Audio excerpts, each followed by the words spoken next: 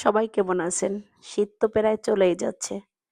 শীতের দিন এখনো যারা ভাপা পিঠা খান নাই, তাদের জন্য খুব সহজ একটা রেসিপি ভাপা পিঠার বিকল্প।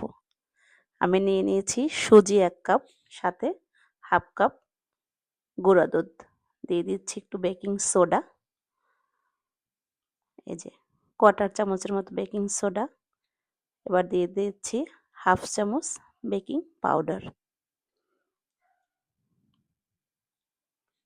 1/2 চামচ বেকিং পাউডার দিয়ে দিলাম। পরিমাণ মতো লবণ, যে যার স্বাদ মতো দিবেন। এবার শুকনো উপকরণগুলো একটু মিক্সড করে নিচ্ছি। দিয়ে দিচ্ছি 1/4 কাপ নারিকেল, কোরানো নারিকেল। এগুলো মিক্সড করে দিয়ে দিচ্ছি গুড়, খেজুরের গুড়। আমি খেজুরের গুড়টাকে পানি দিয়ে আরও লিকুইড করে নিয়েছি। অল্প অল্প করে দিতে থাকবো এবং একটা একদম লিকুইড সফট ডো তৈরি করব।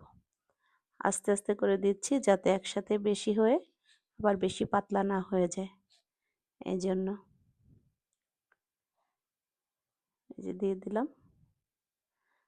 মিক্সড করতে থাকবো আর দিতে থাকবো এভাবে একটু ধৈর্য ধরে। এখন অনেকটা ঘন। আমি এবার দিয়ে দেব আবার একটু গরম পানি, কুসুম গরম পানি বা কুসুমের চেয়ে একটু বেশি। সুজি তো যাতে এটা একটু ফুলে ওঠে, গরম পানি দিলে সুজিটা নরম হবে এবং সুন্দর সুজিটা ফুলে যাবে। এই যে আমি এরকম একটা ব্যাটার তৈরি করে নিয়েছি, এটাকে আমি এখন ঢেকে রেখে দেব কমপক্ষে আধা ঘন্টার জন্য।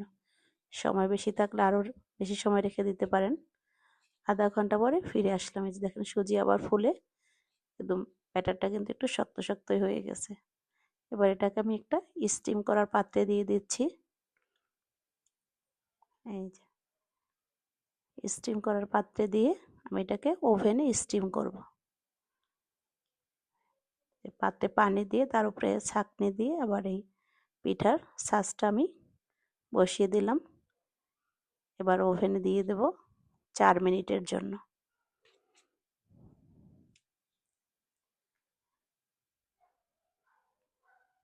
4 মিনিটেই হয়ে যাবে। দিয়ে রেখে দিলাম। এই যে আমার দেখেন কত সুন্দর একদম তুলতুলে নরম পিঠা।